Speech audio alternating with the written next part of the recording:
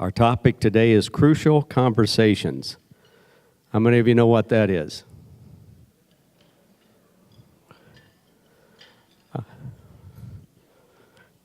I'm getting ready to go to Europe, and my son's boss told him he could take his cell phone and leave it on the whole time. And you know, it's expensive over there. The first thing I said, what a nice boss.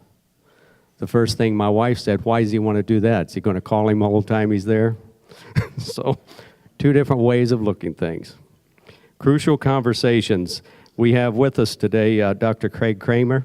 He's going to be our presenter, and he's a native of Findlay, graduate of Arcadia High School. He served in the United States Navy, and we thank you for your service. And also, he has been with Gateway Church since its beginning. He received his undergraduate degree here at University of Findlay, and his graduate degree and doctorate degree here at Weinberger Theological Seminary, and he's ordained with the Evangelical Presbyterian Church. He's married to Mary Ellen, and they have 3 children. He's currently the teaching pastor at Gateway Church, adjunct professor at the University of Findlay in Communications, and I've known him in a business realm when I was with a church construction company, and he's a good guy. And so just welcome Craig this morning and give him your attention as he shares with us crucial conversations.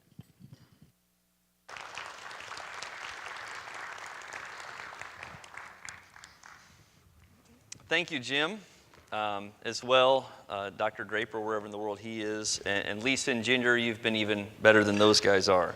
Thank you for your help. It's certainly a great honor to be here, and as I share about crucial conversations, I do not pretend to be the greatest expert on crucial conversations, but I would like to share with you, from my perspective, things that I've taken in and learned. Can you guys hear me fine? Sometimes as a speaker that happens to me, people can't hear, and I don't even realize they can't hear me.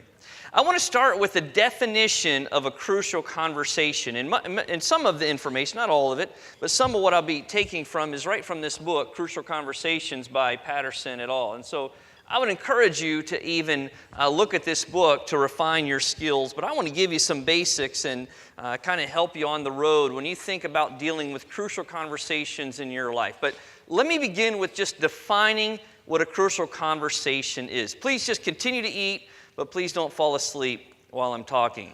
That's just uncomfortable. The definition of crucial conversation, a discussion between 2 or more people when 1, the stakes are high, and not like a thick steak, the stakes are high.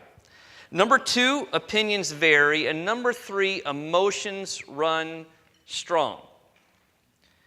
And so there you are, whether that is in marriage, whether that is with your parents, with your children, in a business setting, in a church setting, wherever that might be, in a school setting, with a friend, with an enemy, whatever it is that you're dealing with, and you encounter what we call a crucial conversation.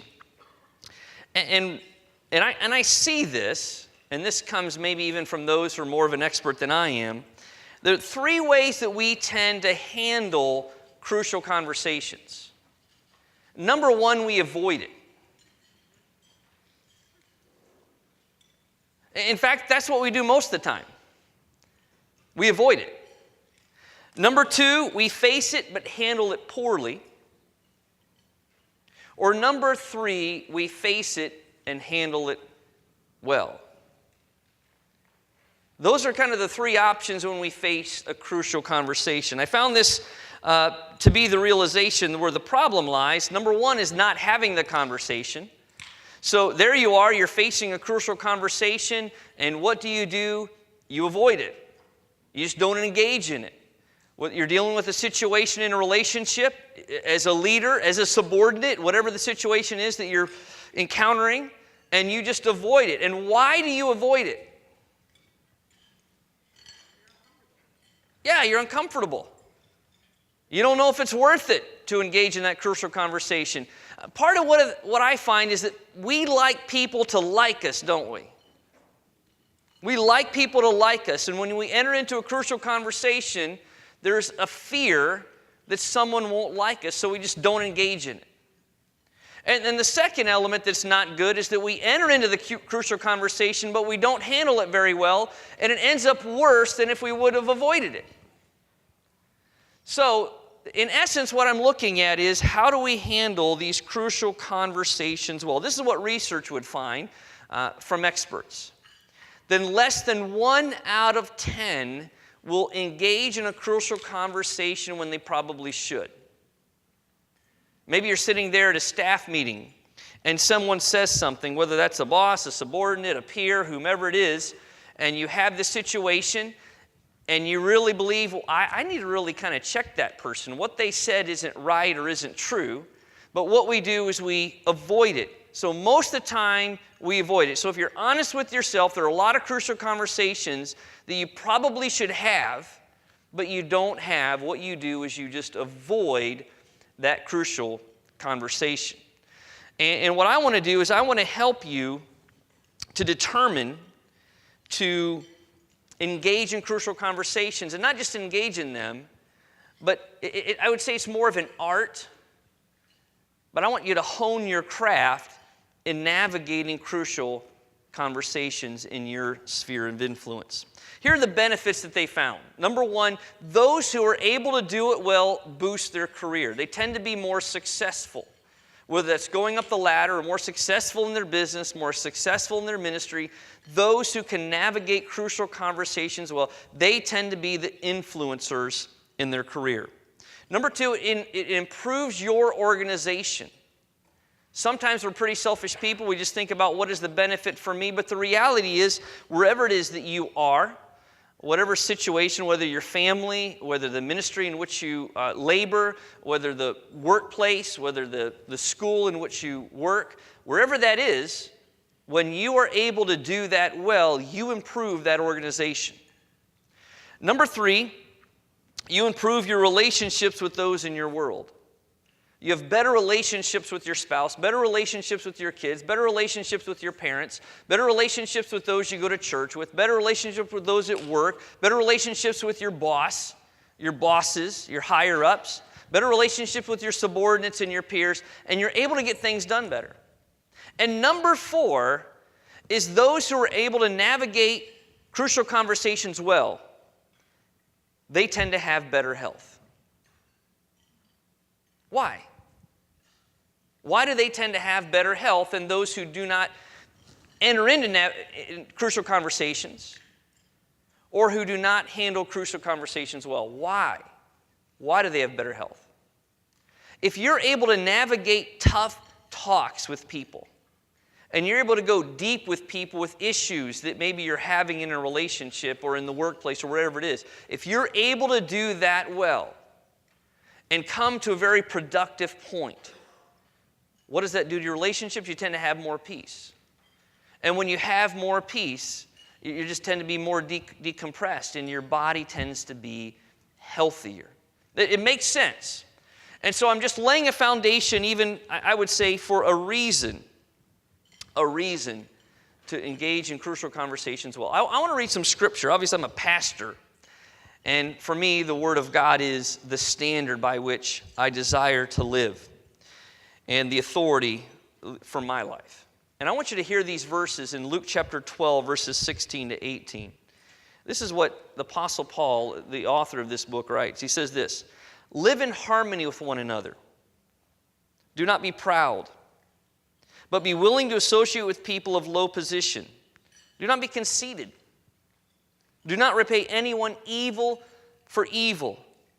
Be careful to do what is right in the eyes of everyone." And I love this. "If it is possible, as far as it depends on you, live at peace with everyone." Oftentimes what we'll do is we'll take that phrase, live at peace with everyone, and we think that means there can be no conflict. There should be an absence of tension in any relationships, that we can't enter into these conversations that can be difficult. That if we live at peace with everyone, we just appease them and let people walk all over us. That's not at all the case. As you navigate crucial conversations, to be at peace with people is really to go deep with them. A number of you, I'm assuming here, are married. And into that married relationship, I've been married 12 years, so you know that I got it all figured out. You enter that relationship, and the more you walk through life together, the deeper you get together, the more meaningful it is. And as you go through that marriage relationship, you know that you're going to face conflict. I don't know if you guys feel this way, but I think women are different than us men. I'm serious. No joke. And so when you're coming to those crucial conversations with someone, you're dealing with someone who's different than you. And to have peace doesn't mean you never talk about anything that may be controversial. It's how you do it. It's how you do it. This is another statistic that researchers shared, that 95% of people will not talk about an issue before them in a relationship with someone. What they will do is they will act out. So rather than talking it out with someone in your world and that you have a relationship with or you're working with or whatever the case may be, rather than talking about it, we act out. And what they use is the phrase silence or violence. Silence in that I'm just not going to talk about it. I'm not going to talk about it with that person. Or silence in the sense I don't talk to that person about it, but I go gossip to someone else. I mean, you guys have never done that, I'm assuming. I'm sure I have. So we go gossip about them, and why are we doing this? Usually when we're dealing with a crucial conversation that we need to deal with, or oftentimes I should say, maybe not usually, but oftentimes, someone has said something that offended us. They said something that maybe was inappropriate or something that wasn't right. Maybe it's a boss who's just really heavy on people and not a graceful person. Or a subordinate that has talked back to you, or a spouse that has said something cutting to you. And rather than engage in a crucial conversation with that person and come to a place that is wonderful and peaceful and beneficial, what we do is we give them silence, or maybe a passive-aggressive approach. And I have never yelled at my wife yet. I'm serious. In all the years of marriage, I've never yelled at her.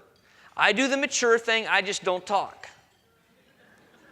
I mean, I'm sure that's what God would want me to do. That's what I do. That is my way of showing her that I'm upset and she needs to change, whatever my mind is doing. Really mature. But that's what we do oftentimes with a crucial conversation. Rather than engaging in it, we give them silence. And the second one is violence. Not necessarily that you're going to go to fisticuffs with somebody at work. I would hope not. But what we do is maybe they say something, so we snap back at them.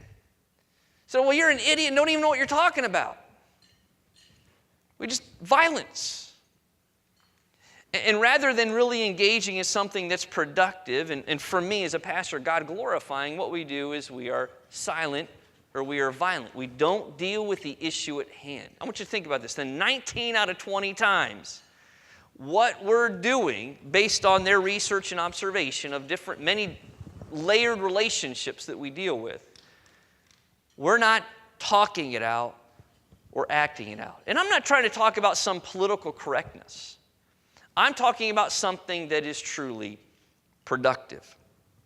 All of this comes down to a reality, and I see it in my own life as I read about this or study it, that when we come up to a situation or an issue, what happens is maybe you're sitting, let's picture this at work. You're sitting in a meeting and someone says something to you and you feel very disrespected. Maybe they cut on your idea and think it's idiotic. And maybe they don't even use those words, but you feel disrespected. All of a sudden you go from thinking, what's the best for this organization, to, I'm going to get that person down.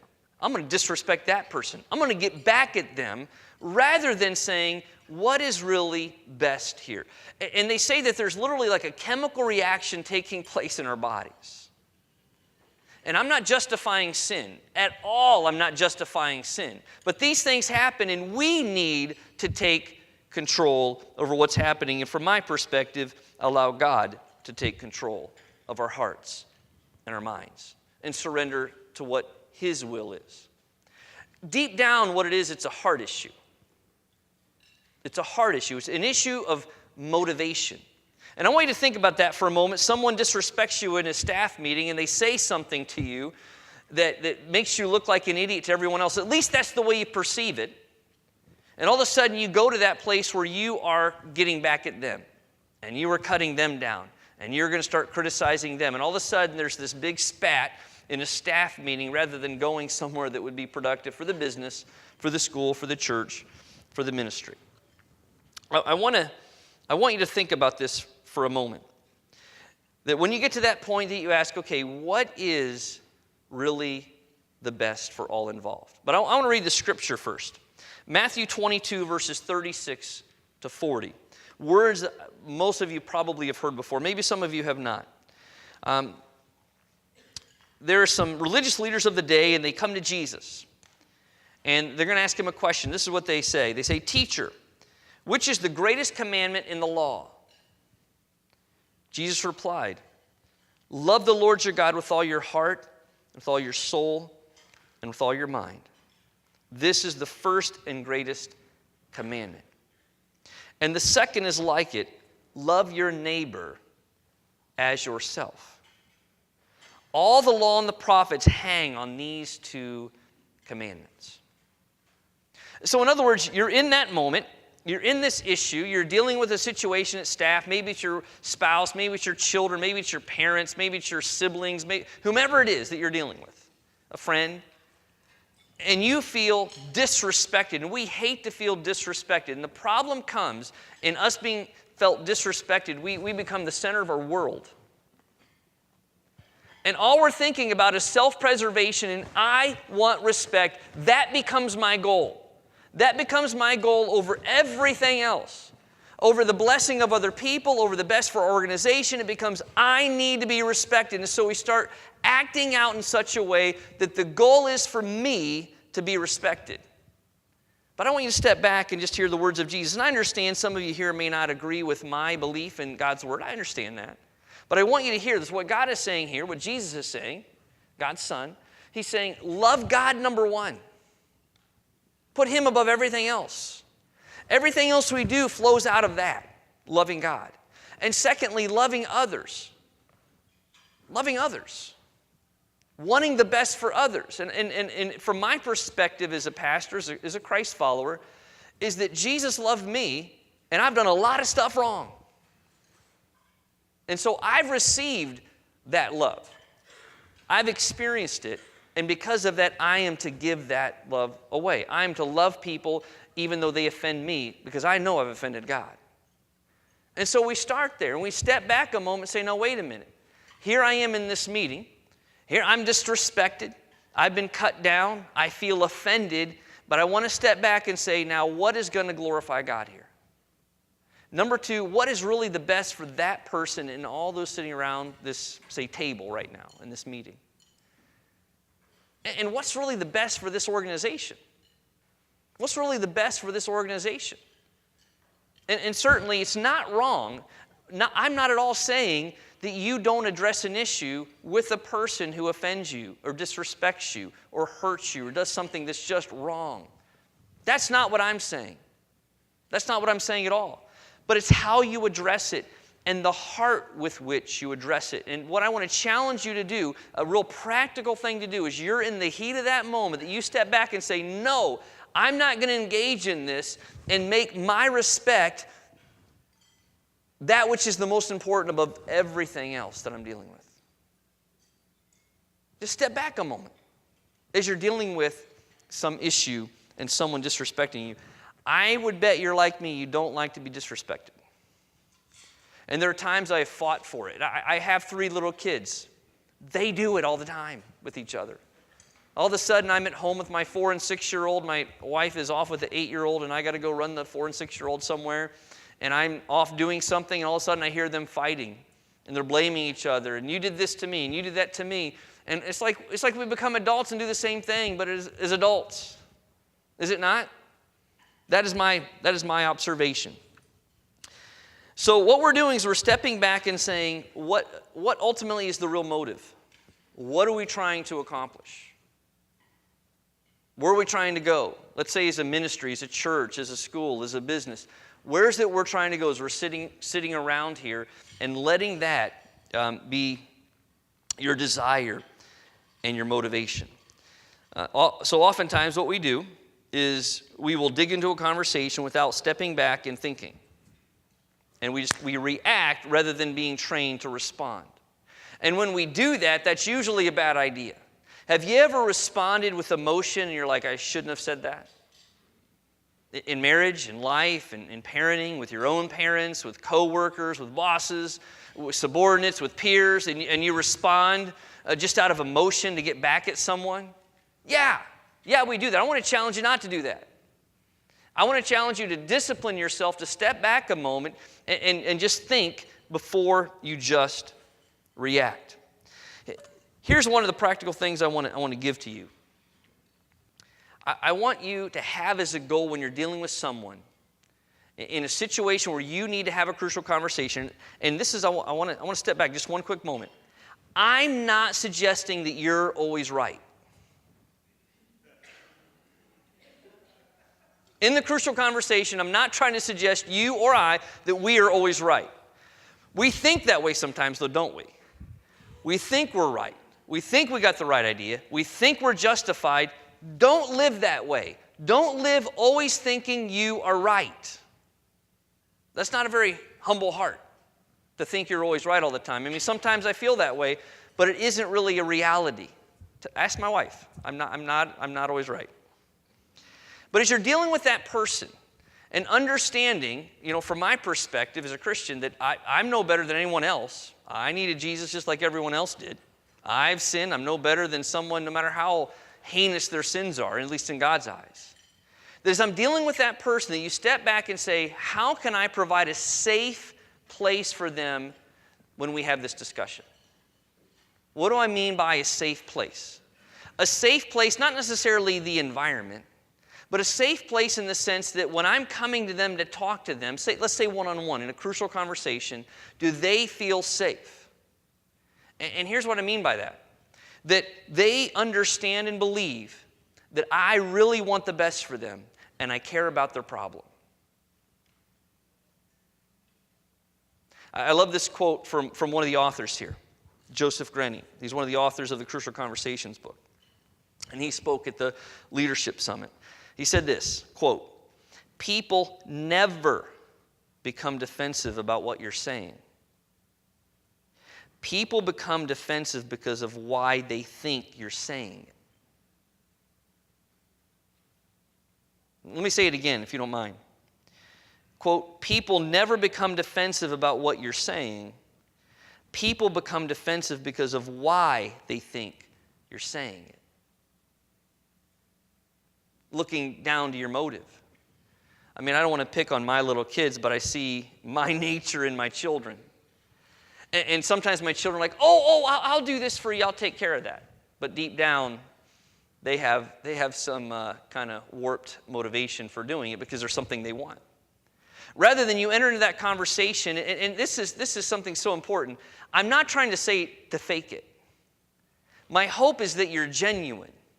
My hope is that you and we grow to really be that kind of a kind of person who we really do want the best for that person. That we really care about their issue. And it's not always about us. But what we tend to do, and I think my natural state is selfish. And I'm thinking about, how is this going to benefit me? How am I going to get ahead? What is in it for me? Have you ever seen that in our world? You ever seen that kind of heart in our world? Or in your own heart? I certainly have seen it in mine. Rather, stepping back and saying, okay, what is really the best for the organization? What is the best for God's glory? What is the best for this person I'm talking to? What is the best for us in our relationship? Rather than, what am I going to get out of this? And oftentimes, I would say I've entered into conversations, and the whole thing is I want to go straighten out a subordinate. I want to straighten out a staff person. I want to get them in line so that I can accomplish my goal. And if that's how they feel, they may do what you've asked. But is that really going to be helping your organization? But I want you to think about this, not just if you're the boss, because if you're the peer it matters, if you're the subordinate it matters, but let's say you're the boss for a moment. If you talk to a person like that and they know deep down that the only reason you're doing this is because you're trying to push your agenda so you look good, versus my boss really wants me to succeed. My boss really wants the best for my family. My boss really wants the best for my career. That's a very different heart, is it not? That's a very different way that it's going to come across to someone that you are engaging with. If people believe that they can be safe with you, this is what the research shows. 98% of the time they will hear you even if they disagree. If they really believe they're safe with you, even if they disagree, they're going to feel safe with you. You know, at Gateway, at our church, was 40% of the people, they weren't going to church before they came to Gateway.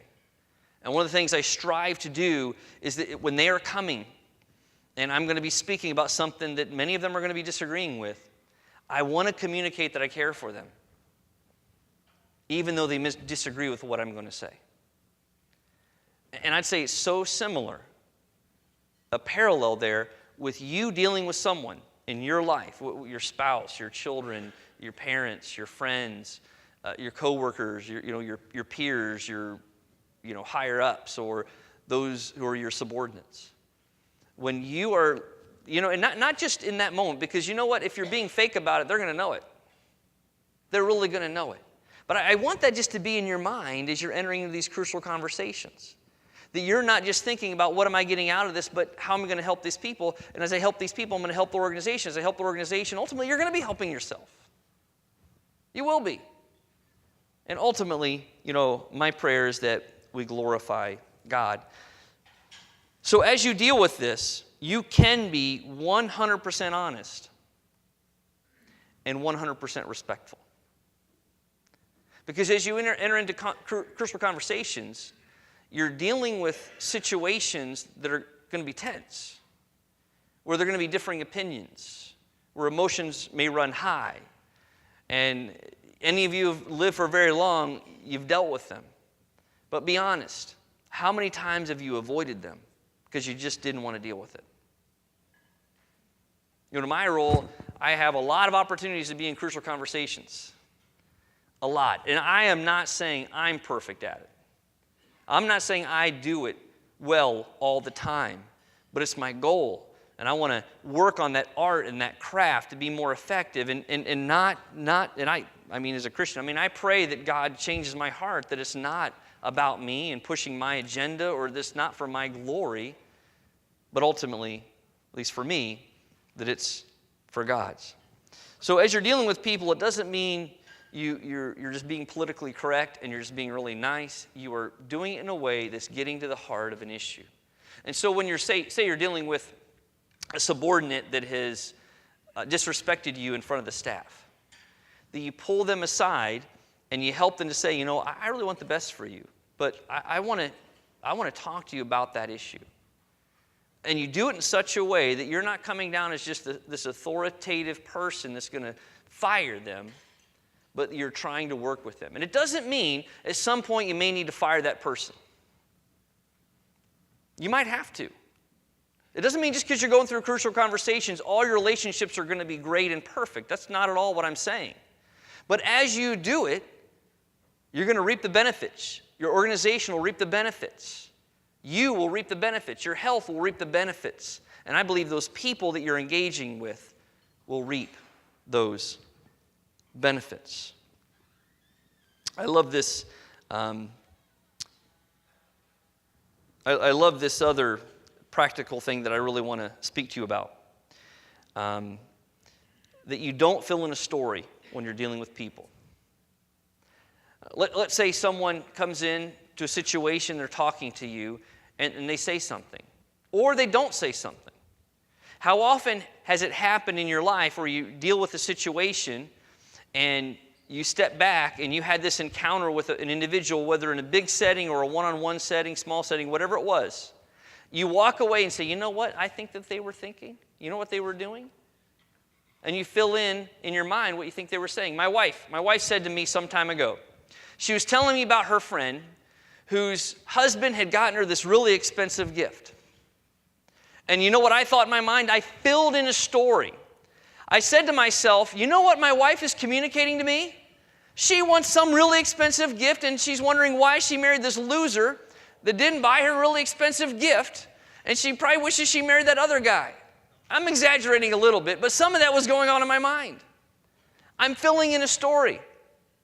And so I kind of get a little irritated. My wife and I, we, had a little tension in our marriage right there, but I forgave her for getting all tense at my filling in the story. So anyway, I fill in the story in my mind, and then here my wife and I, there's tension in our marriage. Why? Because I filled in the story, and it was not at all what she was thinking. Sometimes when you fill in the story, you're right, but probably most of the time you're not. And what we're doing by filling in the story, saying, I think I know the story. I think I know why that person's doing it. We're not at all ever trusting other people. We're assuming we're the authority. We really know what's going on. We understand what these people are thinking, and we know their motives. But most of the time we don't. And the best thing to do is to discipline yourself, say, you know what? No, I will not fill in the story because I don't know the story. I need to find out the story from that person. And will people ever lie to you about their motivation? Yeah, they will. But don't you fill in the story, a story you don't even know. That could be damaging to so many of your relationships, to the organization, and to those you are interacting and working with. So one of the things I want to challenge you to do is to not fill in the story. Here's a situation I just want you to think about for a moment. Really practical. And I've had this happen like 1,000 times in my life.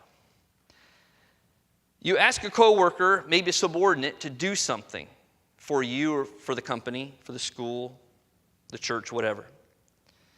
And they go and they do it. But all of a sudden, their attitude to you changes. You can tell. They're really quiet. They're distant. They're distant. They're silent. Kind of sarcastic with you. And you're like, man, I thought we had a really good relationship. And I asked this person to do this, and they did it. And now they're being like this. What do you do about it? How do you face it? A couple things you could do, right? What we learned. What's one thing that you could do? Ignore it. Do nothing, right? Just be silent. But deep down, be irritated and go tell other people how irritated you are with this person because you just asked them to do something. It's not a big deal. It's just part of their job. Why don't they just do it and shut up? That's number one. Avoid it. What else could we do? Remember there are 3 options we talked about? If you guys remember those. What was another one? Handle it badly. Go to the person and tell them off. Like, what is your problem? Just do your job and stop being so lazy. How would that go over? Most of you can figure that out. What's a third option? Handle it well. How do you handle it well? Well, you don't know what the end result is. I do because I know what story I'm thinking of. You don't know what the end result will be, but I just went to that person and I said, Janine, I'm just kidding.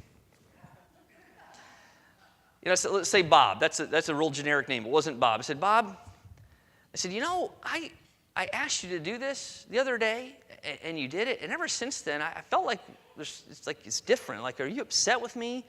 Did I offend you? Was there something going on I didn't see? Because I apologize if there's anything I've done. And all of a sudden, then he's able to kind of pour out what's really going on in that crucial conversation, right? We're in a crucial conversation. It could get really bad. And he just poured out what was going on, and man, I just had so much, and that was one more thing on my plate, and I had all this other stuff to do, and you asked me to do this, and you're the boss, so I got to go do what you say, and it's like I'm really stressed, and it's like you're not appreciating everything that I'm doing. And we're able to enter into a conversation that builds our relationship and our organization. You know what? I've done all 3 of those things in different similar scenarios, but my encouragement to you is be very thoughtful on how can I enter into crucial conversations and do it well? To benefit God, to benefit others, to benefit the organization, and quite frankly, to benefit yourself. So what I would like you to do, I think I'm about heading overtime on my clock there, but I'm a preacher. That happens all the time. There are questions at your tables, and what I'd like you to do, some of you may be more shy than others, what I'd like you to do is discuss the first question. You see those questions right at your table. The first question are, what are some of the crucial conversations you have or do not have that affect your leadership? In your organization, in your home, in your world. So I'd like you to take like 5 minutes as a group and just talk amongst yourselves at your table about that question. Take just 5 minutes, and then I'll interject. I'm going to ask you to go on. I don't want to make you upset for interrupting, but I'm going to ask you to go on. I'm going to skip to question 3 on your handout there. You're certainly well to do number 2, but I love this one. What is the greatest hindrance to those in your organization from holding crucial conversations well? In other words, what is going on in your organization that is keeping your organization from having crucial conversations that are handled well within the organization? Go ahead and talk about that, please, for like 5 minutes. All right, and finally, if you would, wrap that one up, and I'd like you to go to question number 4. I would like you to talk about the consequences for the people and the organization, where you are, as a result of not holding or not conducting crucial conversations well. What is the result for the organization, the people, if the crucial conversations are not held at all or they're not held well? Go ahead and discuss that, please. All right, if you don't mind wrapping it up, and then what we'll do, I would like to open it up for any of you that may have any questions for me. Doesn't mean I'll have an answer, but you can ask questions. Any questions you might have about crucial conversations for clarification for you or practical advice? Anyone? Greg, I have a question. Myself and my team attended the Global Leadership Summit, and so I got a lot of wonderful information from Crucial Conversations. Showed a video about young students, kids, asking to say, tell right or wrong. The kids are able to tell right or wrong better than adults. And the video showed that kids will lie just like adults, but the situation was where you knew one another and it was not anonymous. Okay. You are more willing to tell a lie versus something's anonymous. In other words, you would tell the truth to a stranger, Yes. but you would lie to someone you know well. And like, okay. So how do you make a safe environment with somebody you're having a crucial conversation with to say, here's in the case of the video, the brownie stink. And so what they're basically saying is the brownies aren't very good, but they're telling them that they do taste good. So they're lying. They're lying. So how do you create a safe environment, especially with those colleagues, those people you work around, your friends, prisoners, staff? Again, how do you create an environment to have, basically a safe conversation to tell the truth? Well, first of all, you can't make everyone tell the truth. But what you can do is that you yourself, when someone challenges you or says something that may be uncomfortable for you, or someone who would criticize you, how you handle that begins the journey of having a safe environment for crucial conversations. That they can go to you. I don't know if you're the leader or whatever what it is, but if you're the leader and they're able to go to you and question you, and their heads don't get bitten off. That if that's the case, but you sit there and really listen and take it to heart and really engage in conversations with them in a positive way, it's going to be much more likely for them to feel safe to be able to bring things up in that environment. Does that make sense? I think so. I mean, safety is key. I heard that in the presentation. Yes, sir. Thank you. Great question. Your relationship with your wife, when the emotions are high or that conflict, at what point do you feel it's best to put off the conversation for, I know biblically it says to not send it down before. Your wrath. Right. Do you ever feel that's necessary? At what point do you put the conversation off? I deal with marriage stuff a lot as a pastor, and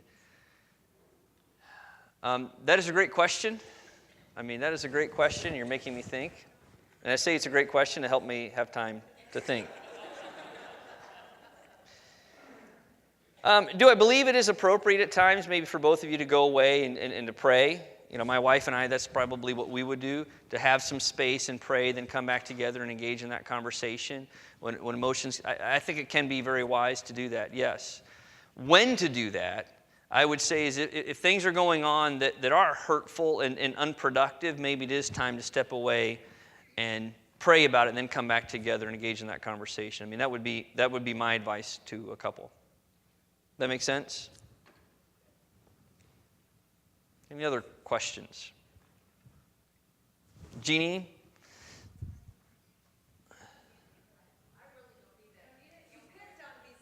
I'm sorry about that. It just came out. You were teasing me earlier, and vengeance, anyway. You mentioned three characteristics of crucial conversation initially. Mm-hmm. That the stakes are high, Mm-hmm. opinions will vary, and that emotions run high also.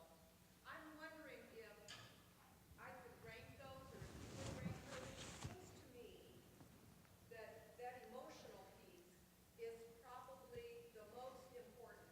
That if those of us who are initiating crucial conversations are emotionally healthy, able to hear the other, Mm-hmm. and to endure disrespect to some degree, that those crucial conversations would be better, would have better results. What do you think about that? I would say definitely. It's not wrong to be a passionate person. That can be, a great quality. But as you enter into a crucial conversation and your emotions are driving you rather than, for me as a Christian, just the heart of God as I'm communicating to someone, that as I'm coming to them with gentleness, with respect, with grace and mercy, versus it depends on what is the emotion that is running high. I mean, if it's an emotion that is, you need to respect me and I'm mad at you and angry, that's a very different emotion than an emotion that is affectionate, compassionate, and gracious and engaging. So having the emotions run high, but yet that's what you're exuding as someone who's initiating a crucial conversation, that's just a different, it's very important. It's very important because if you're coming at them and you're very angry and just offended, you very much can just, all of a sudden, the conversation is not going to go well at all. Very good point. Yes, ma'am. So could you say there's a difference between avoiding and putting off until a later time? Because that's, I'm processing that thinking, you look at one option is avoid. Well, you don't want to do that, so you want to address it, but maybe you don't want to address it right away. Mm-hmm. Not letting the sun go down upon your wrath doesn't mean you have to have a result. Mm-hmm. It just means you can't. You may not agree in the end. Like you just can't be starting bitter. But That's right. you can't have a result today. You may say, I'm too mad about this to talk about it. I just need to sleep on it. But I love you and we'll work it out tomorrow. Sometimes you just have to do that. And I wouldn't say that's the definition of wrath. I would just say we're postponing the conversation until we're in a better frame. So what is your feeling on that about avoiding? Like, can you put it off until you sort of processed it a little bit? If you have a plan, like, okay, I'm going to address that on Tuesday, Mm-hmm. but I am going to address it. That may be part of addressing it well. I would say when we're speaking about avoiding it, it's literally avoiding it and never coming to the conversation. And that is different than taking the time. And one of the things I'm challenging you with is to take time to prepare for that conversation, preparing your heart, preparing your thoughts, and coming into that conversation for a fruitful end.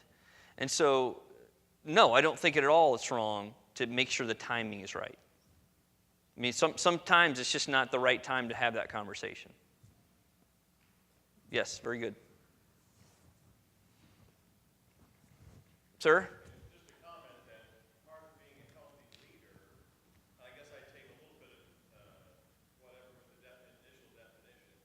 Part of being a healthy leader is the skill and ability to have that crucial conversation with yourself. Yeah, yes, sir. That's a good practice. If you're unable to do that, you're not going to do well with other people. Mm-hmm. But to be intentional about sitting yourself down and having a conversation by creating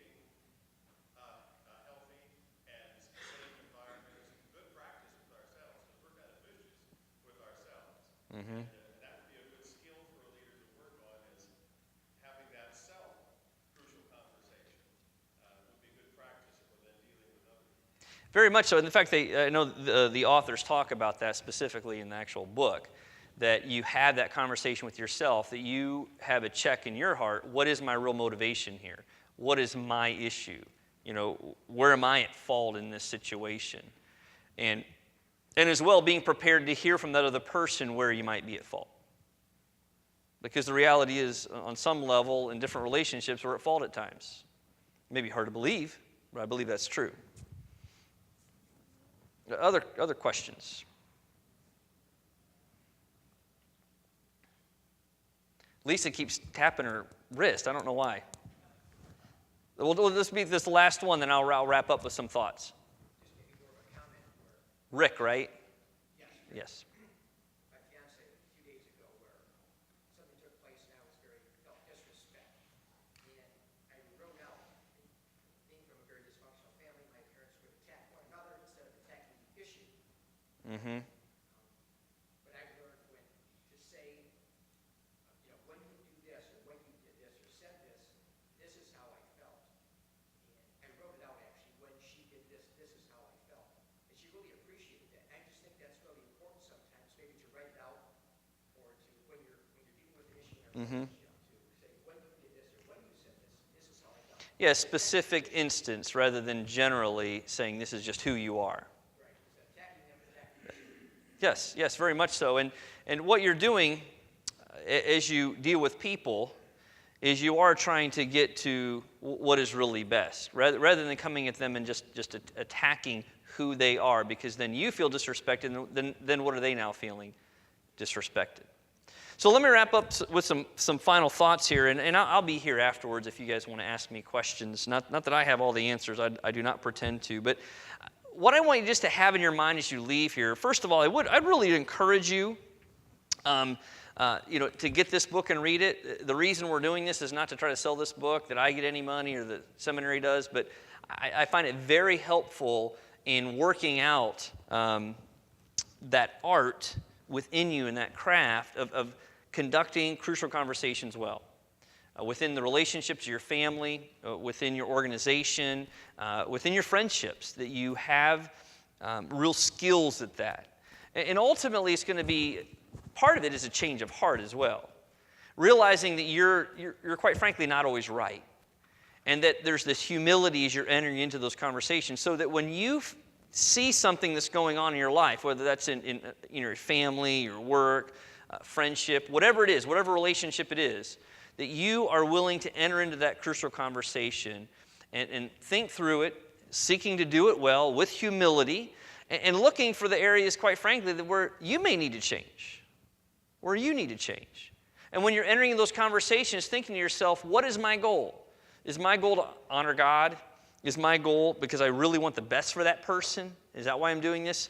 Is it because I want the best for the organization and ultimately the best for me and my relationship with whoever this person or these people are? I want to challenge you to do that you don't step back and just avoid it, that you don't act out of violence and silence, but that you really deal with the crucial conversation that you're going to face. Because you're probably going to face one really soon, and my challenge to you is try to engage in it and do it well and learn. It doesn't mean you're going to do it perfect.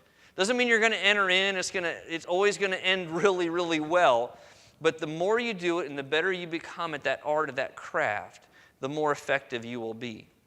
And with that, I'm at time here. So Jim, do you have anything that we're supposed to do to dismiss them?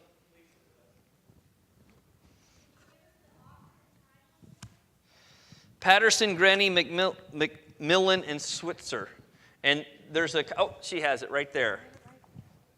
And here's the copy right here. Crucial Conversations. Tools for talking when stakes are high.